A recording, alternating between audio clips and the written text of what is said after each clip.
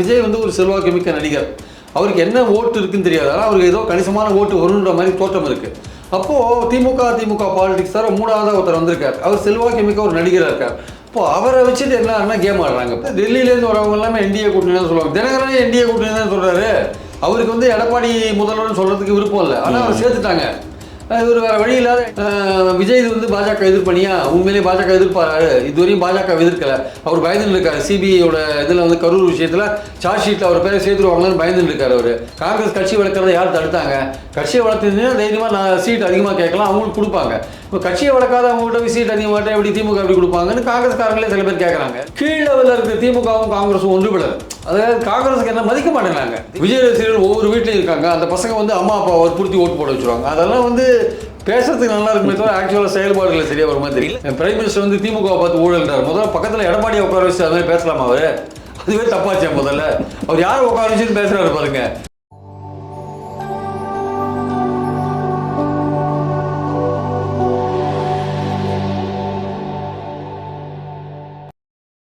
நேர்களுக்கு வணக்கம்.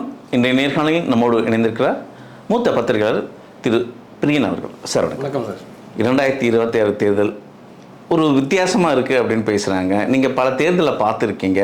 அதுவும் குறிப்பாக இன்றைக்கி வந்து விசிலப்போடு விஜய் வந்த உடனே 2 திராவிட கட்சிகளுக்கும் 2 துருவமாக இருந்த கட்சிகளுக்கும் இல்லை நான் தான் எதிரி திமுகக்குன்னு பேசுகிறாரு. எப்படி பார்க்குறீங்க? இல்லை, அதாவது இந்த தேர்தல் கொஞ்சம் வித்தியாசமான தேர்தல் தான். அதாவது ஒவ்வொரு தேர்தலையும் ஒரு 50-60 வருஷமாக வந்து இருதுருவ பாலிடிக்ஸ் இங்கே ஓடிட்டுருக்கு.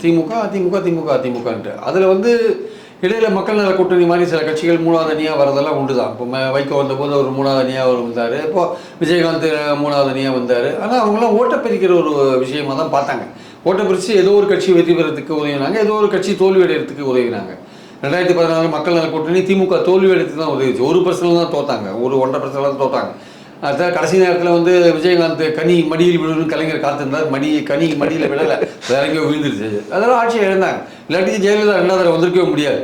கடைசி நேரத்தில் விஜயகாந்துக்கு தெரியாத பிரேமலதாவும் சுதீஷும் போய் ஒரு அக்ரிமெண்ட்டை போட்டாங்க. சாரி, இவர் வைகோ வந்து அது 2011. 2014 வைகோ விஜயகாந்த் தள்ளின்னு போயிட்டு அப்புறம் முதல்வர் கேண்டிடேட்னு அனௌன்ஸ் பண்ணி திசை திருப்பிட்டார். இல்லாட்டி அன்றைக்கே வந்து விஜயகாந்தும் திமுகவும் கூட்டணி வந்திருந்தால் ஆட்சிக்கு வந்திருப்பாங்க அவங்க ஆக்சுவலாக. ஸோ அது ஒரு பக்கம் இருக்கட்டும். இப்போ இந்த எலெக்ஷன்ஸ் பார்த்தீங்கன்னா விஜய் வந்து ஒரு செல்வாக்கு மிக்க நடிகர். அவருக்கு என்ன ஓட்டு இருக்குன்னு தெரியாது. ஆனால் அவருக்கு ஏதோ கணிசமான ஓட்டு வருன்ற மாதிரி தோற்றம் இருக்குது. அப்போது திமுக பாலிடிக்ஸ் தவிர மூணாவதாக ஒருத்தர் வந்திருக்கார். அவர் செல்வாக்கு மிக்க ஒரு நடிகராக இருக்கார். இப்போ அவரை வச்சுட்டு என்ன கேம் ஆடுறாங்க. இப்போ அவரை காரணம் காமிச்சு என்ன பண்ணுறாங்க. இப்போ திமுக பிடிக்கலன்னா அதிமுகவுக்கு போவாங்க, அதிமுக பிடிக்கலன்னு திமுக கூட்டணி கட்சி. ஆனால் இப்போ பாஜகவும் அதிமுக அவங்க இருக்கிறதுனால திமுகவில் இருக்கிற எந்த அணியும் கட்சியும் அங்கே போகிறதுக்கான வாய்ப்பு இல்லை. அப்போ அவங்களுக்கு ஒரு ஆல்டர்னேட்டாக வந்து விஜய் இருக்கார். அதே மாதிரி அதிமுகவில் யாராவது பிடிக்காதுன்னா அவன் போகிறதுக்காகவும் விஜய் ஒரு ஆல்டர்னேட்டாக இருக்கார். அப்போ வந்து அவர் வந்து மற்றவங்க சீட்டு வாங்குறதுக்கு ஒரு கூட்டணிக்கு தலைமை தாங்கிற கட்சிக்கிட்ட பேசி சீட்டு வாங்குறதுக்கு ஏற்றபடி ஒரு வாய்ப்பாக வந்து விஜய் இருக்கார். அதுதான் இப்போது இங்கே விஷயம். முதல்ல வந்து பார்த்திங்கன்னா அதிமுக தாவேகா கூட்டணி போடுற மாதிரி ஒரு ஐடியா இருந்தது. அதை தெரிஞ்சு அமித்ஷா என்ன பண்ணார், அதிமுக வீட்டுன்னு போயிட்டார். அப்புறம் கொஞ்ச நாள் அப்படி இப்படி ஒரு 6-7 மாதம் போச்சு. தாவேகா அப்படி இப்படி என்டிஏலேருந்து வெளில வந்தாங்க, ஓபிஎஸ் வெளில வந்தார். தாவேகா என்ன பண்ணாங்க, டக்குன்னு முதலமைச்சர் எடப்பாடின்றதுனால அங்கே போக வேண்டான்ட்டு டக்குன்னு என்ன பண்ணாங்க, விஜயோட போகணுன்னு பார்த்தாங்க. அதை தெரிஞ்சு அவர் என்ன பண்ணார், அமித்ஷா மறுபடியும் தினகரனை தூக்கின்னு போயிட்டார் அவங்க கூட்டணிக்கு. இப்போ ஓபிஎஸை கூட்டின்னு போகலாமான்னு யோசிச்சுட்டு இருக்காங்க. அவர் தாவேக்காவடியும் திமுகவாடியும் பேசிட்டு இருக்கார். அது அந்த கூட்டணி அது மாதிரி இருக்குது. அங்கே வந்து பாமக பிளவுபட்ட பாமக அங்கே போயிருக்கு, தினகரன் போயிருக்காரு. தினகரன் பின்னாடி அந்த ஓட் பேங்க் போச்சாருன்றது ஒரு கேள்விக்குறியாக இருக்குது. அது எடப்பாடிக்கு எதிர்ப்பு ஓட் பேங்காக இருக்கிறதுனால அதை அவர் கொண்டு போக வர மாட்டாருன்றது ஒரு கேள்விக்குறியாக இருக்குது. அதனால் ஓபிஎஸ்ஸையும் இழுக்கணும்னு அமித்ஷா ட்ரை பண்ணுறாரு. அது எவ்வளோ தூரம் சாத்தியமாகணும்னு தெரியல. இன்றைக்கி ஸ்ட்ராங் பேஸ் எந்த கூட்டணி இன்றைக்கி வலுவாக இருக்குது? ஒரு பக்கம் திமுக, இன்னொரு பக்கம் இவங்க தரப்பில் என்டிஏ கூட்டணின்றாங்க, எடப்பாடி தரப்பு அதிமுக கூட்டணின்றாங்க. இதை எப்படி நம்ம எடுத்துக்கிறது? இல்லை, அது வந்து டெல்லியிலேருந்து வரவங்க எல்லாமே என்டிஏ கூட்டணி தான் சொல்லுவாங்க. தினகரனே என்டிஏ கூட்டணி தான் சொல்கிறாரு. அவருக்கு வந்து எடப்பாடி முதல்வர்னு சொல்கிறதுக்கு விருப்பம் இல்லை. ஆனால் அவர் சேர்த்துட்டாங்க. இவர் வேறு வழி இல்லாத என்டிஏ கூட்டணின்னு சொல்லிட்டு இருக்காரு. எடப்பாடி அம்மாச்சின்றது முதல்வர் எடப்பாடி ஆட்சி அதிமுக தனித்து ஆட்சி அமைக்கும் சொல்லவே இல்லை. அவர் தேர்தலே போயிடமாட்டேன்னு சொல்லிட்டார். அவர் எங்கள் ஆளுங்களுக்கு 2-3 பேர் மந்திரி ஆக்கணும்னு எனக்கு ஆசையாக இருக்குன்றார். அது நடக்குமா நடக்காதுன்னு தெரியாது. அப்போது அவரே ஒரு கூட்டணி மந்திரி சபை தான் எதிர்பார்த்துட்டு இருக்காரு. அது ஆனால் அதிமுகவுக்கு எழுங்க, நாங்கள் தனித்தே ஆட்சி அமைப்போம், ஆட்சியில் பங்கு கிடையாதுன்னு சொல்லுவாங்க. ஸோ இந்த மாதிரி ஒரு பிரச்சனை அங்கேயும் போயிட்டுருக்கு. இங்கே திமுக அணியில் பார்த்தீங்கன்னா அங்கேயும் பிரச்சனை இருக்குது. காங்கிரஸ் வந்து ஆட்சியில் பங்கு கேட்குறாங்க. அவங்க வந்து விஜய் பக்கம் போகலாமான்னு ஒரு பக்கம் அதில் இருக்கிற சில பேர் தீவிரமாக ட்ரை பண்ணிட்டு இருக்காங்க. கனிமொழி போய் பேசிட்டு வந்தாங்க, எல்லாமே காட்டியில் தான் பேசினாங்கன்னாங்க. ஆனால் ஒரு மாதிரி ஒரு ஆழ்கடல் அமைதி இருக்கு. அந்த அந்த அணியில் வந்து ஒரு ஆழ்கடல் அமைதி. என்ன நடக்குதுன்னு தெரியாது, காங்கிரஸ் வருவானா போவானான்னு தெரியாத லெவலில் இருக்கு. திமுக என்ன பண்ணுறாங்க, நீ வந்தாவா வராட்டி போ, take it or leave it, உனக்கு 25 சீட்டுக்கு பதிலாக 27 சீட் தருவேன், 28 சீட் தருவேன், வந்தாவா வராட்டி போன்றது அந்த இருக்காங்க. ஆட்சியில் பங்கே கிடையாதுன்றாங்க. இவங்க என்ன பண்ணுறாங்க, இந்த கூட்டணி கட்சிகள் என்ன பண்ணுறாங்க, திமுக போட்டி போடுற, அது அதிமுகலேயே அது நடக்குது, போட்டி போடுற இடங்களோட எண்ணிக்கையை குறைக்கணும்னா அதிகமான இடங்கள் வாங்கணும். திமுகவோ அதிமுகவோ போட்டி போடுற இடங்களோட எண்ணிக்கையை குறைக்கணும்னா அதிகமான இடங்கள் வாங்கி, அதிகமான இடங்கள் கிடைச்சிதுன்னா, அவங்க போட்டி போடுற இடங்கள் குறைஞ்சதுன்னா அவங்க மெஜாரிட்டி வாங்குறதுக்கான வாய்ப்புகள் குறையும். பாஜக எவ்வளோ கேட்குறாங்க சார்? பாஜக 40 இடங்கள் வரையும் கேட்குறாங்க, இவங்க கொடுக்க மாட்டேங்கிறாங்க. அதிகபட்சம் ஒரு 30 கொடுக்கறது. போன வாட்டி 20 கொடுத்தாங்க, இந்த வாட்டி கூட்டணிக்கெல்லாம் சேர்த்து எல்லாருக்கும் சேர்த்து நாங்கள் 30 தரோம் அப்படின்றாங்க. அது அவங்க ஒத்துக்க மாட்டேங்கிறாங்க. அதுலேயே வந்து ஒரு அமைதி போயிட்டு இருக்கு, என்ன நடக்குதுன்னு தெரியாது போயிட்டு இருக்கு. இங்கேயும் காங்கிரஸ் வந்து இது மாதிரி ராகுல் காந்தி என்ன பண்ணுறாரு, அவரே டபுள் கேம் ஆடுற மாதிரி இருக்கு. ஒரு பக்கம் கனிமொழிகிட்ட வந்து எல்லாம் பண்ணிடலாம், நீங்கள் குழு போடுங்க பேசியெல்லாம் சொல்கிறாரு. இன்னொரு பக்கம் வந்து இங்கே லோக்கலில் வந்து ப்ரொசீட் பண்ணுறதுக்கான ஒரு விஷயத்தை கொடுக்க மாட்டேன். அந்த சோடங்கர், கிரீஷ் சோடங்கர்லாம் வந்து வேற மாதிரி பேசுகிறாங்க அவங்க. ஸோ அதனால் வந்து இப்போது நாளைக்கு வந்து கேசி வேணுகோபால் வர்றாரு. அவர் வந்து ஒருவேளை ஸ்டாலினை பார்த்தாருன்னா கூட்டணி போயிட்டு இருக்குன்னு அர்த்தம். அவர் ஸ்டாலினை பார்க்கல, தமிழ்நாட்டுக்கு வந்து ஸ்டாலினை பார்க்காத போறாருன்னா இது வேற மாதிரி ஏதோ கேட்க. விஜய் பக்கம் டிக்ளேர் பண்ணிட்டாங்க இல்லையா, இண்டிவிஜுவல் ஸ்டாண்ட் தான் அப்படின்ட்டு. இப்போ கூட்டணிக்கு வெல்கம் பண்ணுறாங்களா? அவங்கள பொறுத்தப்பட்டு யாராவது வருவாங்களா, கடை விரித்தேன் கொள்வார் இல்லைன்னு இருக்காங்க. அவங்க இப்போ கடை போட்டிருக்காங்க, யாரும் வரமாட்டேன்றாங்க. காங்கிரஸ் வந்து இவங்களை காமிச்சு கேம் ஆடுதா இல்லை உண்மையிலேயே அவங்ககிட்ட போகிற இன்ட்ரெஸ்ட் இருக்கா? அவங்ககிட்ட போகிற இன்ட்ரெஸ்ட் இருக்கு. தவேகாவோட பாஜக எதிர்ப்புன்றது நிரந்தரமானதா, கேள்விக்குறிக்குள்ளானது. ஆக்சுவலாக காங்கிரஸுக்கு அது உடன்பாடு உள்ளதா? கிடையாது. இங்கே இது வந்து பாஜக எதிர்ப்பணி தான் திமுக அணி. விஜய் இது வந்து பாஜக எதிர்ப்பணியா? உண்மையிலேயே பாஜக எதிர்ப்பாரு. இதுவரையும் பாஜக எதிர்க்கல. அவர் பயந்துட்டு இருக்காரு. சிபிஐயோட இதில் வந்து கரூர் விஷயத்தில் சார்ஜ் ஷீட்டில் அவர் பேரை சேர்த்துருவாங்களான்னு பயந்துட்டு இருக்காரு அவர். அதனால நாளைக்கு தெரியும் சேர்ப்பாங்களா மாட்டாங்களான்றது. அதனால அவர் வந்து பிஜேபி பற்றி ஒன்றும் பேச மாட்டாரு. அதிமுகவை அடிக்க ஆரம்பிச்சிட்டாரு. அதிமுக ஊழல் சக்தின்னு அடிக்க ஆரம்பிச்சிட்டாரு. அவங்க அதிமுக திருப்பி அவர் அடிச்சிட்டு இருக்காங்க, பாஜக அடிக்க மாட்டேன்றாரு. அப்போ அவர் வந்து வின் பண்ணுவாரா விஜய்? அதுவும் டவுட்டாக இருக்குது. அவர் எவ்வளோ சீட் வாங்குவார், எத்தனை % ஓட்டு வாங்குவார், இதுவுமே தெரியல. ஆனால் செல்வாக்கு மிக்க தலைவராக இருக்குது. ஆனால் இவங்களுக்கு 18 MLA இப்போ இருக்காங்க காங்கிரஸுக்கு. அங்கே இதை விட்டுட்டு அங்கே போனால் அந்த 18 MLA வின் பண்ணுவாரா மாட்டாங்கிறது ஒரு கேள்விக்குறி. அந்த ரிஸ்க் இப்போ எடுக்கணுமா? விஜயோடைய செல்வாக்கு தெரியாத போது அந்த ரிஸ்க் எடுக்கணுமான்னு காங்கிரஸே ஒரு சிலர் கேட்குறாங்க. இந்த 26 எலெக்ஷன் பார்க்கலாம், விஜய் எப்படி இருக்குன்னு பார்த்துட்டு 29 வேணால் நம்ம ஒரு சேஞ்ச் பண்ணிக்கலாம், இப்போ வேண்டாம்னு சில பேர் சொல்கிறாங்க. சில பேர் என்ன சொல்கிறாங்க, இல்லை தமிழ்நாட்டில் நமக்கு ஆட்சியில் பங்கு கொடுக்க போகிறதில்ல இந்த திமுக, அதனால் நம்ம வந்து புதுச்சேரியிலையும் கேரளாலையும் நம்ம விஜயை நம்ம வச்சுருந்தா அங்கே ஆட்சியை பிடிக்கிறதுக்கான வாய்ப்புகள் நிறையவே இருக்குது. அதனால் வந்து தமிழ்நாட்டை பற்றி நம்ம கவலைப்பட வேண்டாம், தமிழ்நாட்டில் MLA வருதோ இல்லையோன்னு அப்படி சொல்கிறாங்க. தமிழ்நாட்டில் இருக்க MLAக்கள் சொல்கிறாங்க, நீங்கள் இப்படிலாம் முடிவெடுத்து நீங்கள் புதுச்சேரி அது இது போனீங்கன்னா நாங்கள் இங்கே இருக்கிற காங்கிரஸ்காரங்க வேறு மாதிரி முடிவு எடுப்போம்னு அவங்க ஒரு ஸ்டாண்ட், நாங்கள் தலைமைக்கு எதிராக ஒரு போர்க்குடி பிடிப்போன்ற மாதிரி அந்த லெவலுக்கு போயிட்டு இருக்காங்க. ஏன்னா எங்களுக்கு எங்கள் MLAக்கள் முக்கியம், நீங்கள் வந்து எங்களுக்கு புதுச்சேரியும் கேரளாவும் முக்கியம்னு போனீங்கன்னா எங்களுக்கு தமிழ்நாடு முக்கியம். அப்புறம் இருக்கிறவங்க பதவி போச்சுன்னா என்ன பண்ணுறது அப்படின்னு அவங்க நினைக்கிறாங்க. அப்போது அவங்க என்ன சொல்கிறாங்க, அப்போ நீங்கள் தமிழ்நாட்டில் கட்சியை வளர்க்கலாம், அவங்க ஹைகமாண்ட் கேள்வி கேட்கலாம். 19 நீங்கள் எம்பிக்களாக இருக்கீங்க, MLAக்களாக இருக்கீங்க, எல்லாமே இருக்கீங்களே, ஏன் கட்சியை வளர்க்காது இருக்கீங்க தமிழ்நாட்டில்? காங்கிரஸ் கட்சி வளர்க்குறத யார் தடுத்தாங்க? கட்சியை வளர்த்துருந்தீங்கன்னா தைரியமாக நான் சீட் அதிகமாக கேட்கலாம், அவங்களுக்கு கொடுப்பாங்க. இப்போ கட்சியை வளர்க்காத அவங்கள்ட்ட சீட் அதிகமாக எப்படி திமுக எப்படி கொடுப்பாங்கன்னு காங்கிரஸ்காரங்களே சில பேர் கேட்குறாங்க. எல்லாருமே சுயநலம் தான். எலெக்ஷன் வரும்போது சீட் பிடிக்கணும், திமுகவோட கூட்டணி சேர்ந்து வின் பண்ணணும், இது தவிர அவங்களுக்கு வேறு எதுவுமே தோணாது. அந்த இடத்துல இருக்காங்க. ஸோ இந்த சூழலில் வந்து விஜய்கிட்ட போகணுமா வேணாமன்றது. இப்போ கேரளாவில் வந்து வின் பண்ணணும்னா விஜய் வந்து பிரச்சாரம் பண்ணால் வின் பண்ணுவான்றாங்க. கேரளா காங்கிரஸ் என்ன சொல்கிறாங்கன்னா, நீங்கள் நடிகரை கூட்டு வராதீங்க, நீங்கள் நடிகரை இங்கே கூட்டு வந்தீங்கன்னா கேரளாவில் இருக்கிற மலையாள நடிகரை பாஜக யூஸ் பண்ணுவாங்க, அது நமக்கு தேவையில்லாத பிரச்சனை உண்டாகும். இப்போவே நல்லா தான் இருக்குது காங்கிரஸ் கேரளாவில், கொஞ்சம் ட்ரை பண்ணால் வின் பண்ணிடலாம், ஒன்றும் ப்ராப்ளம் இல்லைன்னு சொல்கிறாங்க.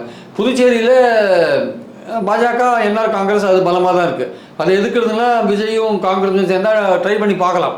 ஆனால் தமிழ்நாட்டை நீங்கள் கைகழுவி விடணும். தமிழ்நாட்டை கைகழுவுறீங்கன்னு முடிவு பண்ணிட்டீங்கன்னா இங்கே தமிழ்நாட்டில் இருக்கிற காங்கிரஸ்காரங்க எப்படி முடிவு எடுப்பாங்கன்னு சொல்ல முடியாது. அதனால் வந்து காங்கிரஸ் வந்து ஒரு மாதிரி ரொம்ப குழப்பத்தில் தான், அவங்களும் குழப்பத்தில் தான் இருக்காங்க. ஏன்னா மாணிக் தாக்கூர் போன்றவர்களுக்கு வந்து திமுக பிடிக்கல அவங்களுக்கு, அதனால் திமுகலேருந்து வெளில வரணும்னு பார்க்குறாங்க. அவங்களுக்கு என்னென்னா சொந்த விஷயம், லோக்கல் திமுக லோக்கல் அதிகாரிகள் அவங்கள மதிக்கிறது இல்லை, கே ராமச்சந்திரன் லோக்கலில் மதிக்கிறது இல்லை, ஜோதிமணியை இவர் மதிக்கிறது இல்லை, செந்தில் பாலாஜி மதிக்கிறது இல்லை, அங்கே இருக்கிற அதிகாரிகள் ஜோதிமணி சொல்கிறத கேட்கறது இல்லை. அவங்களாம் எம்பியாக இருக்காங்க, அவங்களுக்கு இன்னும் 29 அவங்களுக்கு தேர்தல், அது வரையே இந்த பாலிடிக்ஸ். அதனால் அவங்க இந்த MLA எலெக்ஷன்ஸில் அவங்க கருத்து சொல்லிட்டு இருக்காங்க. அவங்களுக்கு கருத்து சொல்ல MLAக்கள் என்ன சொல்கிறாங்க, காங்கிரஸ் MLAக்கள் இவங்களுக்கு என்ன வந்தது, இவங்க 29 தான் இவங்களுக்கு எலெக்ஷனு, நமக்கு இப்போ தான் எலெக்ஷனு, நம்ம 4 சீட்டு வின் பண்ண நம்ம இருப்போமா, இவங்க சொல்கிறத கேட்போமா, இவங்களுக்கு இதை பற்றி கவலை கிடையாது MLA எலெக்ஷனை பற்றி அவங்க சொல்கிறாங்க. ஆனால் அதிகாரிகளோ திமுககாரர்களோ வந்து காங்கிரஸ்காரங்களை மதிக்கலைன்றது உண்மைதான். அது வந்து ஸ்டாலின் வந்து மேல் லெவலில் நல்லா ராகுலோடலாம் நல்ல டேர்ம்ஸில் இருக்காரே தவிர கீழ் லெவலில் இருக்கிற திமுகவும் காங்கிரஸும் ஒன்றுபடலை. அதாவது காங்கிரஸுக்கு என்ன மதிக்க மாட்டேங்கிறாங்க, திமுக காங்கிரஸை மதிக்க மாட்டேங்கிறாங்க, திமுக மந்திரி காங்கிரஸ் மாவட்ட தலைவரை மதிக்க மாட்டேங்கிறாங்க. அது அவங்களுக்கு ரொம்ப கோவம். அந்த கோபத்தை தான் இப்போ பிரதிபலிக்கிறாங்க இந்த எம்பிக்கள்லாம். இவர் மாணிக் தாக்கூர் வின் பண்ணுறதே சந்தேகமாக எடுத்து போன எலெக்ஷன் 4000 ஓட்டில் தான் வின் பண்ணார். அவருக்கு கேகேஎஸ் நம்மளை சதி பண்ணிட்டாருன்னு அவர் நினைக்கிறார் ஆக்சுவலாக. ஸோ அதனால் அவங்களுக்கு ரொம்ப கோபமாக இருக்குது. அதனால் காங்கிரஸ் வந்து இப்போ குழப்பத்தில் இருக்குது. இந்த காரணத்தினால விஜய் வச்சு நம்ம வந்து கேம் ஆடலாமா இல்லை விஜய்கிட்டே போயிடலாமா அப்படின்றதான் இப்போ பாயிண்ட்டு. அதில் முடிவெடுக்க முடியாதபடி திணறாங்க. அது போகிறதுக்கான வாதமும் அவங்ககிட்ட ஸ்ட்ராங்காக இருக்குது, போக வேண்டாம்னு சொல்கிறதுக்கான வாதமும் ஸ்ட்ராங்காக ரெண்டு பக்கமும் வைக்கிறாங்க. காங்கிரஸில் இருக்கிறவங்க ரெண்டு பக்கமுமே ஏன் போகணுன்றதுக்கான வாதமும் ஸ்ட்ராங்காக இருக்குது. இல்லைங்க போகிறது வேண்டாம், போக வேண்டாம், இந்த வாட்டி திமுகவோடய கன்டினியூ பண்ணலான்ற வாதமும் ஸ்ட்ராங்காக இருக்குது. இது ரெண்டுமே காங்கிரஸ் ஹைகமாண்ட் வே பண்ணிட்டு இருக்காங்க. அதனால் வந்து நாணயத்தை சுண்டி பார்த்து போட்டு முடிவெடுக்க வேண்டிய கட்டாயத்துக்கு அவங்க தள்ளப்பட்டிருக்காங்க. ஆக்சுவலாக வந்து திமுக தான் இன்னைக்கு பிரதான டார்கெட் எல்லா கட்சிகளுக்கும், அதுவும் ஆளும் கட்சியை வீழ்த்தது தான் இன்னைக்கு டார்கெட்டு. இதில் ரெண்டு பார்வை இருக்குது சார். ஒன்று விஜயோட அரசியல் பயணம் திமுகவை பாதிக்கும், இன்னொன்று எஸ்ஐஆரோட அந்த 97 லட்சம் ஓட்டு பாதிக்கப்பட்டது. இதெல்லாம் வந்து திமுகவுக்கு ஒரு அசாத சூழலை ஏற்படுத்துமா? அப்படியே ஓட்டெல்லாம் போனால் கூட ஒன்றும் கவலை இல்லை சார். எஸ்ஐஆரில் வந்து அவங்க யார் ஓட்டு, அவங்க திமுகவுக்கு யார் ஓட்டு போடுறாங்களோ அவங்களாம் குறிப்பாக அவங்க சேர்த்துட்டாங்க. எஸ்ஐஆர் அவங்க வந்து திமுக வந்து இந்த எஸ்ஐஆரில் ஒர்க் பண்ணது திமுக மட்டும்தான் ஒர்க் பண்ணாங்க, வேறு யாரும் ஒர்க் பண்ணவே இல்லை. அவங்க எல்லாரையுமே அவங்களுக்கு யார் ஓட்டு போடுவாங்க ஒரு தேர்தலில் அவங்களுக்கு தெரியும். கரெக்டாக அவங்களெல்லாம் அவங்க சேர்த்து விட்டாங்க. அதனால் இப்போ மறுபடியும் 97 லட்சம் பேரில் மறுபடியும் ஏதோ ஒரு 25-30 லட்சம் பேர் சேருவாங்க போல இருக்குது. எப்படி சேர்ந்தாலுமே என்ன பண்ணாலுமே திமுகவை பொறுத்த மட்டும் அவங்க கீழ் லெவலில் மைக்ரோ லெவலில் ஒர்க் பண்ணுறாங்க.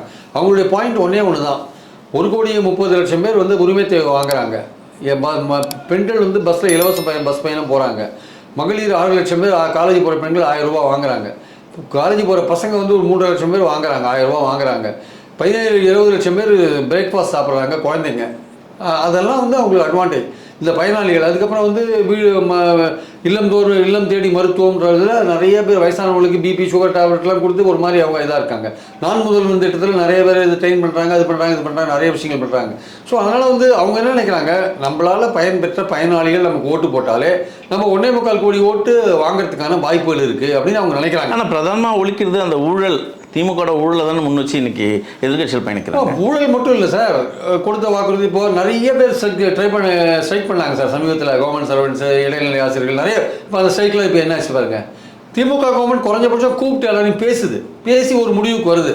இப்போ 8ஆம் தேதி ஆசிரியர் அரசு ஊழியர்கள் பாராட்டு விழா நடத்துகிறாங்க. யாருக்கு? முதல்வருக்கு. அப்போது இந்த திமுக கவர்மெண்ட் ரெஸ்பான்ஸாக இருக்குது. நீங்கள் ஒரு போராட்டம் நடத்தினா உங்களை கூப்பிட்டு பேசுகிறாங்க. ஆனால் எடப்பாடி ஆட்சியில் பேசினாங்களா? ஏதாவது நடத்தினாங்களா பேச்சுவார்த்தை? ஏதாவது ஒரு நல்லது பண்ணாங்களா? ஜெயலலிதா ஆட்சியில் ஏதாவது நல்லது பண்ணாங்களா? எதுவுமே பண்ணல. 23 வருஷமாக அந்த புது பென்ஷன் ஸ்கீம் இருக்குது. இப்போ அதை மாற்றி இவங்க ஒரு உறுதியளிக்கப்பட்ட பென்ஷன் ஸ்கீம் கொண்டாங்க. அதில் வந்து முழு திருப்தி அவங்க அடைஞ்சாங்களா? அடையலை. அதனால் இருக்கிறதுல இது பெஸ்ட்டுன்னு நினைக்கிறாங்க. கவர்மெண்ட் சர்வெண்ட்ஸு முடிஞ்ச வரையும் பெஸ்ட்டாக பண்ணியிருக்காங்கன்னு நினைக்கிறாங்க. அப்போது சத்துணவு ஊழியர்கள், இடைநிலை ஆசிரியர்கள் எல்லாருக்குமே என்னென்ன முடியுமோ அதெல்லாம் இந்த கவர்மெண்ட் பண்ணிவிட்டு இப்போ ஸ்ட்ரைக்கை வந்து என்ன பண்ணிட்டாங்க. இப்போ 2 நாளாக பாருங்கள், இந்த தமிழ்நாட்டில் சென்னையில் எந்த ஸ்ட்ரைக்குமே கிடையாது. இப்போ எல்லா வாய்ஸையும் வந்து ஓரளவுக்கு கண்ட்ரோல் பண்ணிட்டாங்க. உண்மைதான், ஒரு மாத காலம் ரொம்ப மோசமாக இருந்து சரி பண்ணிட்டாங்க. அது இயல்பாகவே எல்லா செக்டாருமே எலெக்ஷன் வரும்போது அது பண்ணுவாங்க, ஒரு கன்செஷன் கிடைக்கும்னு பண்ணுவாங்க, அதை பண்ணிடுறாங்க. இந்த கவர்மெண்ட் வந்து கூப்பிட்டு பேசுது. அதுதான் பல கவர்மெண்ட்ஸ் நான் பேசும்போது என்ன சொல்கிறாங்க, சார் குறைஞ்சபட்சம் இவங்க கூப்பிட்டு பேசுகிறாங்க சார், பேசி இது ஏதோ அவங்களால முடிஞ்சதை பண்ணுறாங்க. எடப்பாடி கவர்மெண்ட்டில் எங்களை பேசவே இல்லையே சார், ஒன்றுமே பண்ணவே இல்லையே சார், எங்களை அடக்குமுறை என்ன பண்ணாங்க எங்களுக்கு. அதனால் வந்து அட்லீஸ்ட் திமுக கவர்மெண்ட் மேலே எங்களுக்கு நிறைய வருத்தங்கள் இருக்குது. ஆனால் நாங்கள் பேசி அவங்க கூட ஏதாவது ஒரு அட்ஜஸ்ட் பண்ணி ஒரு அக்ரிமெண்ட் ரீச் பண்ண முடியும் ஒரு நம்பிக்கை இருக்குது. இப்போ பெண்கள் பாதுகாப்பு சொல்கிறாங்க. பெண்கள் பாதுகாப்பு நிச்சயமாக இப்போ நந்தனம் இதில் காலேஜ் நடந்து எல்லாமே பேசப்படும். ஆனால் வாக்குறுதி நிறைவேற்றாது, போதை மருந்து, கள்ளச்சாராயம் எல்லாமே பேசுகிறாங்க. நான் சொல்கிறது என்னென்னா, இதெல்லாமே எல்லா ஆட்சியிலையும் நடக்கிற விஷயங்கள் தான். ஆனால் இதில் பயன் பெற்றவர்கள்னு ஒருத்தர் இருக்காங்கல்ல, கவர்மெண்ட் ஸ்கீம்ஸ்னால பயனாளிகள், அந்த பயனாளிகளோட வாக்கை வாங்குறதுல திமுக தெளிவாக இருக்குது. அதை வாங்கினாலே போகணுன்னு தான் அவங்க ஒர்க் பண்ணுறாங்க. அவங்களோட ரொம்ப நம்பிக்கை என்னென்னா, பெண்கள் இந்த வாட்டி நமக்கு ஓட்டு போடுவாங்கன்னு நினைக்கிறாங்க. அந்த கான்ஃபிடென்ட் இருக்குன்னு பல பேர் சொல்கிறாங்க பெண்கள்லாம் விஜய் ரசிகர்கள். அது தப்பு. ஆக்சுவலாக 40 வயசுக்கு வேறுபட்ட பெண்கள் தான் உரிமை தொகையை வாங்குறாங்க. அவங்க வந்து விஜய் ரசிகர்களாக இருக்கிறதுக்கான வாய்ப்பு கிடையாது. இன்னொன்று சொல்கிறாங்க, விஜய் ரசிகர்கள் ஒவ்வொரு வீட்லையும் இருக்காங்க. அந்த பசங்க வந்து அம்மா அப்பா வற்புறுத்தி ஓட்டு போட வச்சுருவாங்க. அதெல்லாம் வந்து பேசுறதுக்கு நல்லா இருக்குமே தவிர ஆக்சுவலாக செயல்பாடுகள் சரியா வருமா தெரியல. இல்லை சார், இந்த 2 வார்த்தையை பார்க்குறீங்க. ஒரு பக்கம் விஜய் வந்து திமுகவை தீய சக்தின்னு பயணிக்கிறாரு, இன்னொரு பக்கம் அதிமுக தரப்பில் வந்து மன்னராட்சி, அதாவது என்டிஏ கூட்டணி அவங்க எதிர்வினையாற்றுறது வந்து மன்னராட்சி, மக்கள் விழிப்பாக இருக்கணும் அப்படின்னு சொல்கிறாங்க. இது ஏதாவது பாதிக்கப்படுமா சார்? இந்த குடும்ப ஆட்சியிலிருந்து திமுக மேலே இன்னைக்கு புதுசாக வச்சிருக்காங்களே, இதை தொடர்ந்து வச்சுருக்காங்க. ஸ்டாலின் ஆனால் மீண்டும் அதுதானே இன்னைக்கு அதுதான் இருப்பாங்க. சரி, குடும்ப ஆட்சின்னா நீங்கள் என்ன குடும்ப ஆட்சி? இப்போ பிரைம் மினிஸ்டர் பேசின மேடையிலே பாருங்கள், வாசன் யார், ஜி.கே. மூமனார் பையன், அன்புமணி யார், டாக்டர் ராமதாஸோட பையன், இப்படி பார்த்தீங்கன்னா வரிசையாக பார்த்தீங்கன்னா எல்லாமே வாரிசுகள் தான் இருப்பாங்க பெரும்பாலும். அதனால் நீங்கள் அதை பற்றி நீங்கள் வந்து ரொம்ப பெருசாலும் பேச முடியாது. அது பிஜேபியில் உள்ள ஒரு அட்வான்டேஜ் என்னென்னா, அங்கேயும் தலைவர்களோட பசங்கள்லாம் பொறுப்பில் இருக்காங்க, ஆனால் தலைமை பொறுப்பு வர முடியல. புரியுதா உங்களுக்கு? அவங்க தலைமை பொறுப்புக்கு வர முடியாது. பட் மற்ற கட்சிகள்லாம் தலைமை பொறுப்புக்கு வராங்க. அதுதான் அவங்க வந்து மன்னராட்சின்னு சொல்கிறாங்க. ஆனால் இந்த விஷயம் வந்து திமுகவுக்கு புது குற்றச்சாட்டு இல்லை. சலித்து போன ஏதோ சொல்கிறாரு ஸ்டாலின், ஒரு சலித்து போன உளுத்து போன குற்றச்சாட்டுன்னு சொல்கிறார். பட் ஆனால் அது ஒரு குற்றச்சாட்டு தான், நான் இல்லைன்னு சொல்ல வரல. ஆனால் நான் என்ன சொல்ல வரேன்னா, மக்கள் வந்து தாங்கள் என்ன பயன் பெற்றோம் இந்த அரசாங்கத்தினால அப்படின்றத பார்த்து ஓட்டு போடுவாங்கன்னு திமுக நினைக்குது. இந்த மாதிரி விஷயங்கள் இருக்குல்ல, பெண்கள் பாதுகாப்பு, மன்னராட்சி, ஊழல், அது இது. இந்த அதிமுக ஊழல் பற்றி பேசுறதுக்காக தகுதி இருக்கு அதிமுகவுக்கு? விஜய் என்ன சொல்கிறார்? ஊழல் சக்தின்னு தானே சொல்கிறார் அதிமுகவை. உண்மை அதுதானே? பிரைம் மினிஸ்டர் வந்து திமுகவை பார்த்து ஊழல்ன்றார். முதல்ல பக்கத்தில் எடப்பாடியை உட்கார வச்சு அது மாதிரி பேசலாமா? அவர் அதுவே தப்பாச்சே. முதல்ல அவர் யாரை உட்கார வச்சுன்னு பேசுகிறாரு பாருங்க. அதனால் ஊழல் விஷயங்கள்லாம் நான் சீரியஸான விஷயங்கள் தான்.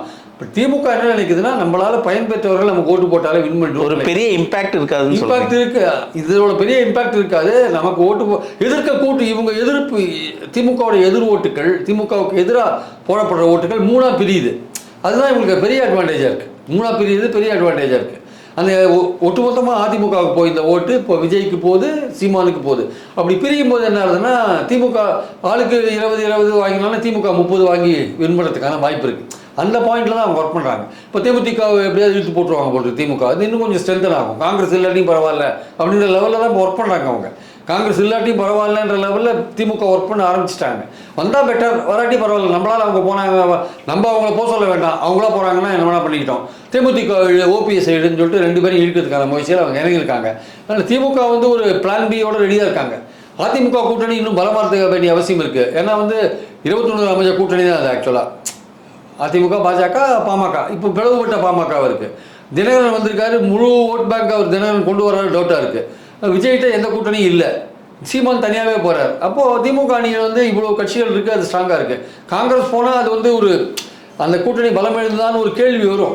இப்போ இந்த தேர்தலில் பொறுத்தவரை ஒரு 3 கட்சிகள் ஒரு கான்ஃபிடென்ஷியல் அந்த அரியணை ஏறுற இடத்துல இருக்காங்க. விஜய் நாங்கள் தான் ஜார்ஜ்கோட்டையில் கொடியேற்றுவோம் அப்படின்றாரு, எடப்பாடியும் அந்த இதில் பயணிக்கிறார், திமுகவும் நாங்கள் அடுத்த ஆட்சி எங்களது தான் அப்படின்றாங்க. இப்போ இந்த பயணம் இவங்களோட 3 போட்டியும் எப்படி யார் மக்கள் மத்தியில் ஜொலிப்பாங்க சார்? மக்கள் மத்தியில் இப்போ ஜொலிப்பாங்கன்றதை இப்போ நம்ம சொல்ல முடியாது, தேர்தல் நெருக்கத்தை சொல்லலாம். பட் திமுக வந்து பொறுத்த மட்டும் கூட்டணி வந்து கொஞ்சம் ஸ்ட்ராங்காக இருக்குது. அவங்க செய்த சாதனைகள் அடிப்படையில் நாங்கள் வின் பண்ணுவோம்னு அவங்க நினைக்கிறாங்க. அதிமுகவை பொறுத்த மட்டும் திமுக மேலே அதிருப்தியாக இருக்கிறவங்க தங்களுக்கு தான் ஓட்டு போடுவாங்கன்னு நினைக்கிறாங்க. ஆனால் திமுக எதிர்ப்போட்டுகளை வாங்குறதுக்கு விஜயின் ஒருத்தர் இருக்கார். அதாவது விஜயின் திமுகவை கடுமையாக அட்டாக் பண்ணுறாரு. அதனால் திமுக எதிர்ப்போட்டுகள் பிரியும் போது, அதிமுக விஜய் சீமான்னு பிரியும் போது திமுகவுக்கு ஒரு அட்வான்டேஜ் இருக்கிறத நம்ம பார்க்குறோம் நம்ம. அதனால் அதிமுக வந்து பாஜகவோட இருக்கிறது அதுக்கு ஒரு டிஸ்அட்வான்டேஜாக இருக்குது. அது ஒரு தொண்டர்களே அதை விரும்பலை. பாஜகவுக்கு எதிர்ப்போட்டும் தமிழ்நாட்டில் நிறையா இருக்குது. ஒரு சின்ன உதாரணம் என்னென்னா, சமீபத்தில் ஓட்டர்ஸ் கருத்து கணிப்பு அவங்க என்ன கேட்குறாங்க, இப்போ பாராளுமன்ற தேர்தலில் தான் நீங்கள் யாருக்கு ஓட்டு போடுவீங்கன்னு கேட்குறாங்க. இந்தியா கூட்டணிக்கா என்டிஏ கூட்டணிக்கான்ட்டு. மக்கள் இந்தியா கூட்டணிக்கு 45% ஓட்டு போடுறாங்க. என்டிஏ கூட்டணிக்கு எவ்வளோ போடுறாங்க? 33% போடுறாங்க. அப்போது மோடி எதிர்ப்பை தான் அதை காமிக்குது. தமிழ்நாட்டில் மோடி எதிர்ப்பை காமிக்கும் போது திமுக என்ன பண்ணுறாங்க, மோடி எதிர்ப்பை தான் முக்கியத்துவப்படுத்துகிறாங்க. மோடி எதிர்ப்பு ஓட்டுகள் இங்கே ஜாஸ்தி இருக்குது. ஆனால் அதே சமயம் கொள்கை எதிரின்னு பாஜக சொல்கிற விஜய் அடக்கி வாசிக்கிறாரு, பாஜக பற்றி பேச மாட்டேங்கிறார். அதிமுக மேலே அட்டாக் ஆரம்பிச்சிட்டார். அவர் பாஜக பற்றி சைலண்ட்டாக இருக்கார். சிபிஐக்கு ரிப்போர்ட் வந்த பிறகு அது சைலண்ட்டாக இருக்கார். அது பின்னாடி என்ன நடந்ததுன்னு தெரியாது. இதோட மர்மம் கொஞ்ச நாள் கழிச்சு வெளில வர வச்சுக்கோங்க. சீமான் அவரோட பக்கத்தில் எல்லாரையும் அட்டாக் பண்ணிவிட்டு அவர் 360 டிகிரி எல்லாரையும் அட்டாக் பண்ணுறாரு. அவருக்கு போன வாட்டி கிடைச்ச ஓட்டு கிடைக்குமான ஓட்டர்ஸில் ஒரு 5% ஆகிட்டார். ஆக்சுவலாக விஜய் 15% ஓட்டில் இருக்கார். ஓட்டர்ஸில் 8-5 ஆகிடுச்சு அவருக்கு. ஆக்சுவலாக இப்போ சீமானுக்கு இந்த வாட்டி ஓட்டு குறையும் போல இருக்குது. அதிமுக 33% இருக்குது, திமுக 45% இருக்குது. திமுக இன்னும் 5% குறைஞ்சாலும் சரி, 6% குறைஞ்சாலும் சரி, விஜய் 15லேருந்து 20 ஆனாலும் சரி, இவங்க 33-35 ஆனாலும் சரி, திமுக இன்னும் ஒரு எட்ஜில், இன்றைக்கி தவிர லெவலில் திமுக வந்து ஒரு எட்ஜில் ஒரு குறைஞ்சபட்சம் ஒரு 5% எட்ஜில் அது திமுக இன்னைக்கு லெவலில் இருக்குது. நாளைக்கு லெவலில் அது எப்படி மாறும்னு சொல்ல முடியாது. பார்ப்போம் சார். யார் கோட்டையில் கொடியேற்ற போது காலம் பல்சனும் உங்கள் நேர்ந்தவங்கத்துக்கு மிக்க நன்றி.